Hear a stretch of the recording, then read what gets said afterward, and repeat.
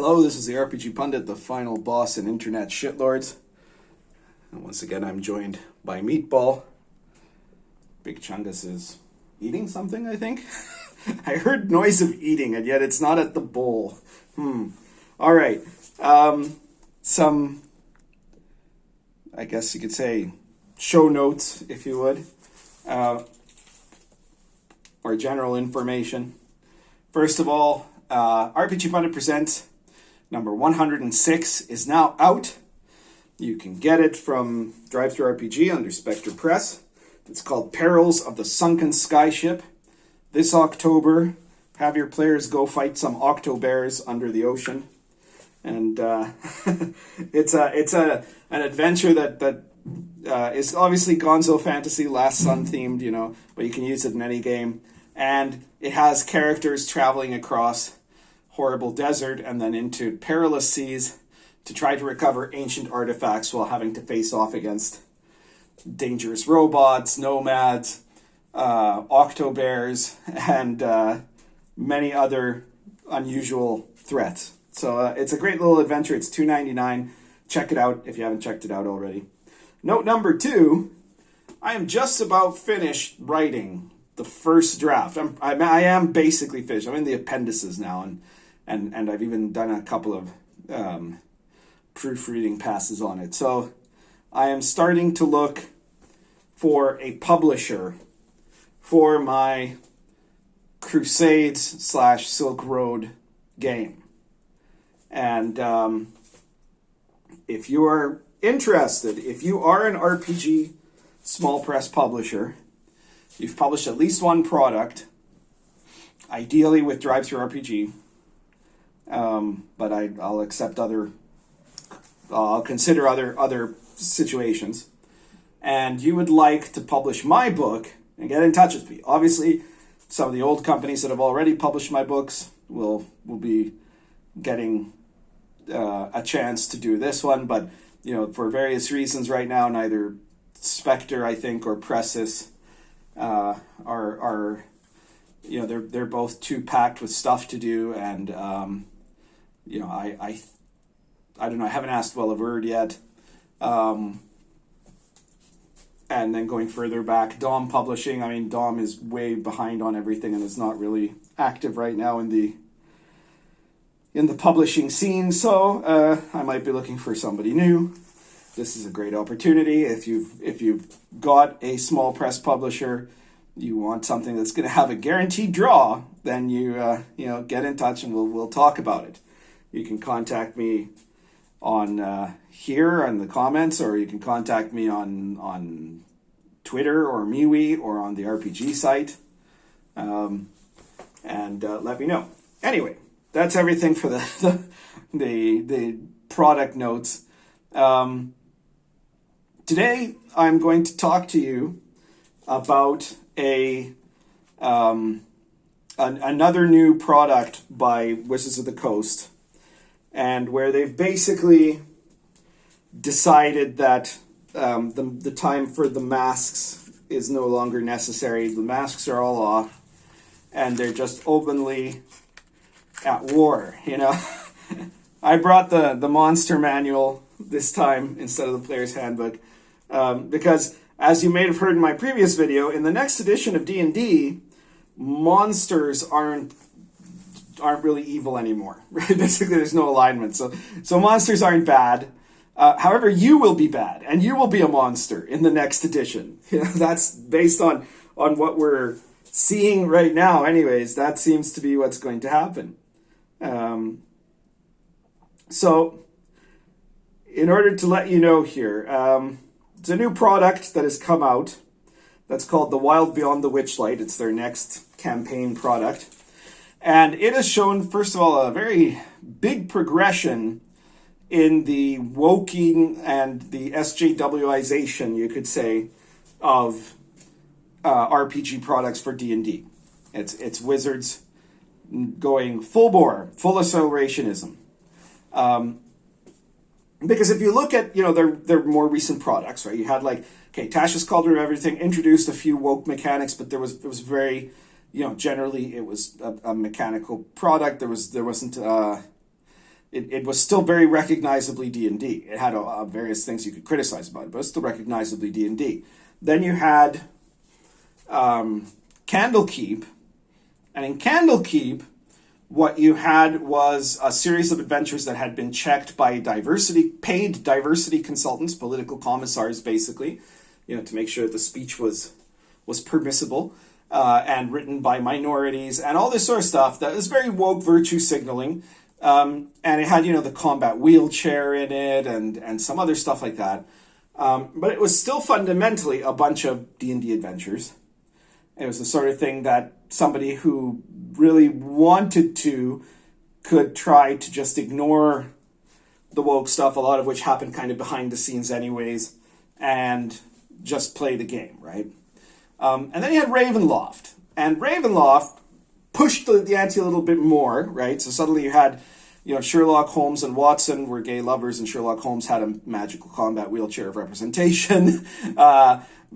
Frankenstein was a woman, and so was Frankenstein's monster, and they were lesbian lovers. And every kingdom that was non-white, let's say, was the Dark Lord wasn't really bad, unlike the white ones, which were really bad.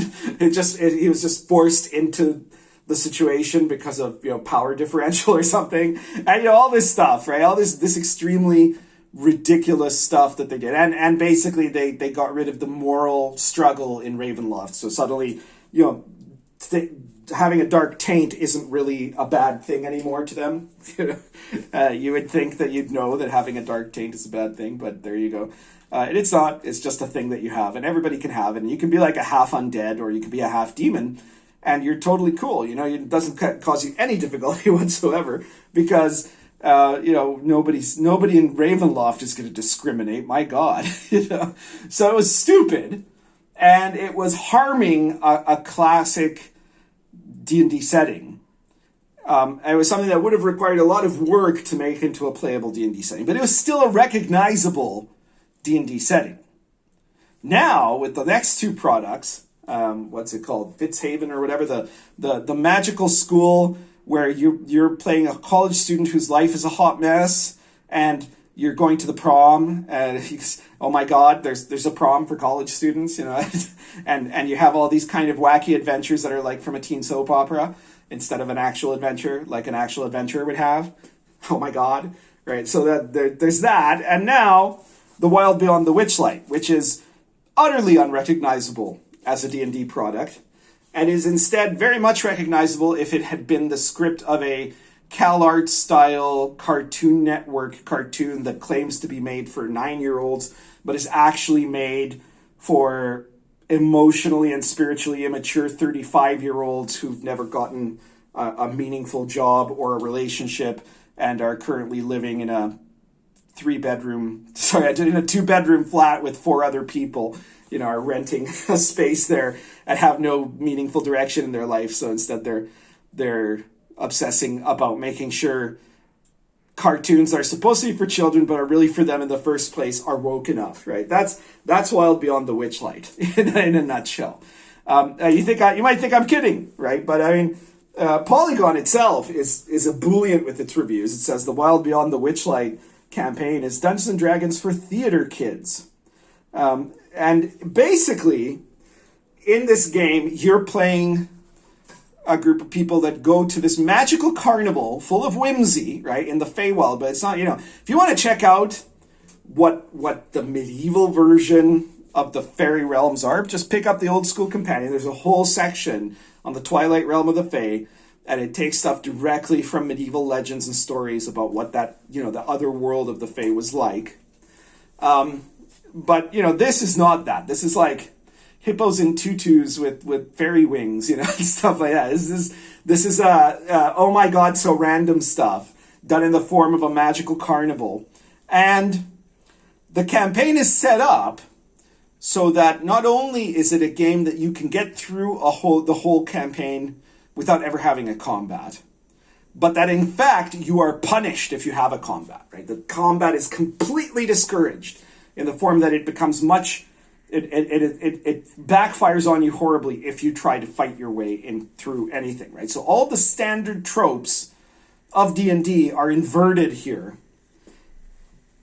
where, you know, you're not supposed to become heroic. You're supposed to go around looking at these set pieces, enjoying these crazy rides and these events and these things that are happening in the carnival, interacting with all these, oh my God, so random characters, and having all these kind of interesting conversations, and then finding the power of friendship by uniting a bunch of them together, I don't know, to make a network of favors and stuff like that to, you know, resolve whatever the problem was in the first place that nobody cares about anyways, right? This is a product that is being made explicitly for the SJW woke crowd. And this is the current controllers of Wizards of the Coast, of D&D anyway, people like Chris Perkins and Jeremy Crawford, declaring we don't need you anymore to the regular gamers. In the same way that we saw that happen, that there was a certain moment at which, for example, Marvel Comics said to ordinary comics fans, we don't need you anymore, right? And Doctor Who said to Doctor Who fans, we don't need you anymore. And Star Wars said to Star Wars fans, you can go away now, we don't need you, right? If you're not happy, just leave, right? And, you know, all kinds of other areas, video gaming, all kinds of other stuff, where the SJWs took over and became confident enough that they could now declare that the actual traditional fandom is the enemy, and did so, and were confident that their diversity agenda was, you know, going to get them just as much sales, if not more, because they had been paying a lot of attention to what people on Twitter were saying, especially, you know, they had the support of blue check marks. People that write for Polygon love them, right? And so obviously they're going to be a huge success, right? So they might as well tell the fans to go screw themselves, right? Because nothing could possibly go wrong there. And that's what Wizards is doing with these last two products of theirs. It's basically an enormous screw you to the fandom. There went Meatball. And in the case of Wild Beyond The Witchlight, they've done this in a very literal sense, because there's a character in Wild Beyond The Witchlight called Thaco the Angry Clown, right? And Thaco is to hit armor class 0, a mechanic from 2nd edition, who is very clearly meant to represent, in an extremely derogatory way, grognards. Thaco the Angry Clown is this, you know, adult white male dressed in a clown outfit with little wings, and he's angry and surly, but basically impotent. And as if to not, you know, to point out who they're attacking, if they couldn't be more clear, he is literally, when the players encounter him in the game, he's literally gatekeeping, right? He's guarding an entrance and not letting anyone through. The character notes on him say that he hates kids, and that he's basically he's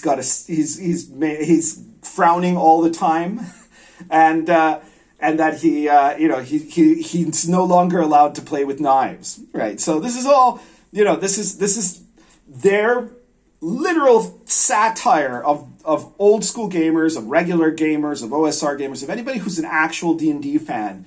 It's them attacking you through this character as a message to you, right? Because, you know, the kids aren't even going to understand what the reference is to, right? But you will. You'll read that and you'll know we're telling you to go fuck yourself, right? That's what that's what they're trying to do. They're sending you the message of how much they despise you openly now. And the thing is about Thaco the Clown, I mean, besides the fact that it proves that these D&D writers have no knowledge even of their own game's history, right? Because or of the current scene of old school gaming, because nobody in old school gaming uses Thaco, you know, like it's not an old school mechanic. It's a 2nd edition mechanic. Only people who play 2nd edition use that, right? And there's no OSR game I know of which uses Thaco. There might be some, but it's really obscure and not particularly popular. So they're actually misrepresenting, as they are with everything, right? The claim that somehow the clown is unhappy and depressed, you know, because he's not being allowed to play with swords, because you know the implication being that it's because they have taken away our ability to commit violence through our words and secret thoughts that we don't tell people, but that they can mind read how evil we are, and so like all this nonsense that they're spewing is just, it's meant to say that you can go now, right? That they've taken over your product and that they don't want you to buy them anymore, even because they don't think they need it. They're wrong, of course. This is the beginning of disaster for Wizards of the Coast. It's going to be a consistently worse scenario for them because they've been running on inertia, right? They've been running on the impulse that was generated when me and Mike Merles came up with the design concepts for D&D 5th edition. And then D&D 5th edition was an enormous success because it was a solid game and because it was well designed to be approachable to beginners and all kinds of other stuff, right? It was set up to be evergreen. And so they're running on that, and they've come to believe that the ongoing effect of inertia is them being successful. It's not, right? Nobody's buying it for their brilliance because there's nothing brilliant about what they're writing. Now, the really amusing thing about Thaco the Clown is that some people immediately pointed out, specifically, SJWs immediately and gleefully pointed out that they think it's a specific parody of me. And the reason for that is because Thaco the Clown has a bubble pipe. And you know who else smokes a pipe, right? There's no one but me that is well known in the gaming community as a pipe smoker. And so, some of the people, some of the most typically, all the typical suspects on Twitter started talking about this, and people and on N-World, actually. I think the first people that claimed this are on N-World. And my answer to that is, of course the pipe represents me. Of course it does. I have no doubt in my mind that the pipe specifically is in reference to me. It's a reference to the RPG Pundit, right? And that makes me super happy, actually, because it tells me that we're winning, right? It tells me that things are going well, because that means that Crawford or Perkins or whoever it was that told them to do this is someone who is very much aware of the threat I posed to them. This isn't the first time that people have done that, right? The Green Rodent did that with the Magic Deer. So, they're clearly intimidated because they realize that they're in a dangerous and delicate time. They're at a time where now, from here on in, the products that they come out with, they're either going to have to lie to regular gamers or cajole or threaten regular gamers or otherwise manipulate regular gamers into buying, trick them into thinking it's going to be like the products they used to love. Just like, you've seen this before. It's just like in the comics. They're like, oh, look, Thor is back, right? And then, Thor appears in one panel of the comic and the rest of the panel is about, transgendered lady Thor, going to an alternate universe where, I don't know, Latinos rule over a utopia. That sounds like a Marvel comic. Anyway, that's the sort of thing that they're going to be starting to do with D&D, right? They're going to be trying to push in their agenda in secret or by manipulation.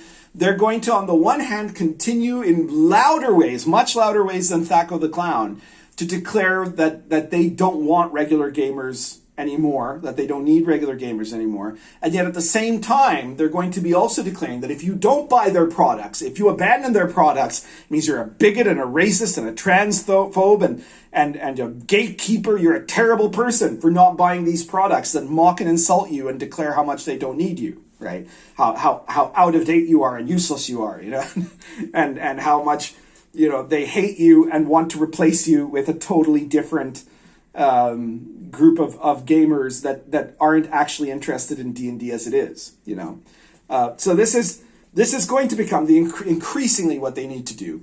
And they realize that having people speaking against it in public contexts is very dangerous. And that there's no one, again, more dangerous to them than me. So the pipe is there, of course, that is par for the course, right? That you find your biggest enemy and then try to satirize him in order to take him down. The problem is that leftists are very bad at this sort of thing nowadays. It usually doesn't work. And, all it's doing is the Streisand effect. It's bringing attention to me, right? There's all kinds of people that would never have noticed Thaco the Clown, and would never even heard about me, that are now finding out about it because people are posting about it on social media. So if you found out about my channel because of Thaco the Clown, hello, and thank you, Chris Perkins, or Jeremy Crawford, whichever one of you is obsessively watching my programs. Like so many of the people that hate me obsessively watch my programs, and read everything I write and look at everything I do on a constant basis. Like you have no idea how into me some of these people are. Some dude went and put up a picture of Thaco like almost immediately, and along with a doxing attempt and all this stuff, and it shows you just how somebody said, oh look how who cares, he has like less than 200 followers, right? Who gives a shit, right? But it's actually what it shows you is that these guys are just fucking obsessed with me, right? Like that dude every night he looks at everything I've done in the day, and then he lies down in bed and he whacks off to me, right? Like that's how obsessed he is, right? It's his whole life. That's his entire existence is me, right? And his entire definition in the gaming hobby is in relationship to me. So that's why, of course, I'm dangerous to them, right? So these people are deeply concerned with my presence here. But you shouldn't misunderstand, because Thaco the Clown is not, as a whole, an attack on me, okay? Like the pipe is undoubtedly an attempt to make a dig at me, right? It goes to show you how much, I worry these guys. But the rest of Thaco the Clown is an attack on you. It's a bigger picture, an attack on all of you, right? Like, I guess what I'm basically trying to say is that Thaco the Clown is not an attack on me. It's an attack on you. I'm just standing in their way, right? It's them attacking you. I'm just standing in their way. So keep that in mind. And the answer to all this is obviously, if they tell you that they hate you and don't want you, then don't buy their products, right? Buy OSR products instead, right? Like Lion and Dragon. The Old School Companion is got way better stuff on weird magic and the fairy realm and all kinds of stuff like that than their shitty products will ever have. And my brand new, Perils of the Sunken Skyship is a short adventure. It's only $2.99 though. I'm guessing that what is it? What the hell is the book even called again? The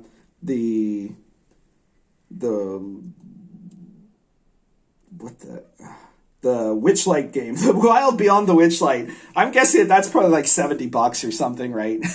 For $2.99, you can get Perils of the Sunken Skyship. It's a short adventure, but it's an exciting one. It's got a lot of stuff, overland travel, real big dangers, interesting NPCs, and it's full of whimsy. Right? Like it's a pretty whimsical adventure, right? Like you're going to an undersea voyage with the famous explorer Jacques Chablou. So, you're going to be having some whimsy in the game. But it's actually made for you, like it's made for D&D players. It's made for people who are traditional regular gamers, people who want to have fun. And you can be like anybody, right? Because they're not just against old white people or something like that. That's what they try to paint it as, right? But they're against anybody who actually likes D&D. If you like D&D as it is, they're against you. Right? And if you happen to be a woman or gay or Latino like me, or you happen to be black or Native American or Pakistani or whatever you are, they're just going to say, well, yeah, but you're affected by white supremacy, or something like that, therefore you're part of the enemy too. You don't actually count as one of the minorities we're claiming to represent. So, that's what they're up to. What I'm up to is presenting you with the truth about them and alternatives for you. Not just my products, but all kinds of OSR products that are out there today. Lots of great stuff. Go on the RPG site, check out the list. There's the now famous list of anti-woke and woke companies and neutral companies. So it can help you to discriminate in terms of what product you actually would feel comfortable buying. And that's all it is. It tells you what they really believe, what everybody who's there really thinks, and then you can decide what to purchase or not to purchase, right? Luckily for us, Wizards of the Coast is now openly saying what they really think about regular gamers, in Wild Beyond the Witchlight. So that's pretty much resolved. Anyways, that's everything for today. If you like the video, please share it anywhere you think people might enjoy it. Share it especially with people who are going to get really pissed off about it. And be sure to like, subscribe, and if you want to support me, like I said, you can pick up my products, my RPG Pundit Presents PDF series. All the links are in the description of this video. Lion and Dragon, Star Adventure, The Invisible College. There's tons of stuff. And it's a way that you're getting something, because I want to, unlike them, I want to sell to people who actually game, right? Who will get these books and might not use everything in the book. You know, they might not, if you buy World of the Last Sun, maybe you're not going to actually play in the World of the Last Sun, but you're going to rip off a whole bunch of stuff from their tables and rules and items and, you know, high-tech stuff and sky ships and whatever. You're going to put them into your game. I want that. I want you to use my stuff. And you're also in the process supporting me, right? You can support me without getting any of my books on Patreon if you like, but I'd only do that if you either already bought everything of mine that you wanted to, or you don't want to buy anything of mine at all because you're not a gamer and for some reason you're here anyways because you think I'm culturally important or something. If you want to do that, go right ahead, support me on Patreon. But if not, buy my books. Currently smoking Lorenzetti Egg plus Argento Natural.